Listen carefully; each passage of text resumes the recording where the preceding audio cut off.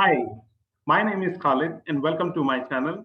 In this short tutorial, I want to share knowledge on how to manage response and intervention. As you can see in the screen, there are 5 ways in which you can manage the response and intervention in your classroom. So first, starting with differentiate your instruction. So differentiate your instruction basically means that how you are going for differentiated learning. Differentiated learning basically means that how you are giving case studies to one group of students, second group of students would be doing hands-on activity, third group of students would be doing open-ended discussion, and fourth group of students would be doing worksheets. So this is all about differentiated instructions. In differentiated instructions, you can use multiple activities at the same time, and you can go for multiple learning objectives also. So this is the advantage of differentiated instruction. Number 2 is scaffold. Scaffold is basically building a structure of learning.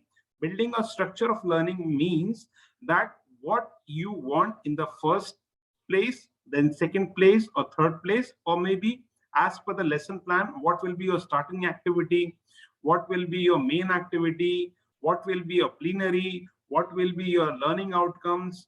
So all this is about scaffolding. Next is rubric. Rubrics in differentiated learning in response to intervention is basically a set of instructions or rules. You have to give certain instructions that this is the time, this is the number of questions, these are the number of questions you have to do in this much time.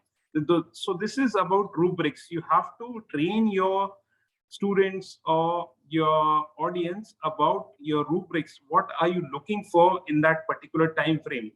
Next is methods or models of behavior. Modeling behavior basically means that what kind of observation methods you are looking for. If you are giving some kind of example to your students in your classroom, are they following it? Are they obeying it? So this is about modeling behavior. If you're coming on time, if you're wearing the right uniform, if you are giving right kind of instructions, if you are using right kind of technology, this is all about modeling behavior. And then last is use data disarm.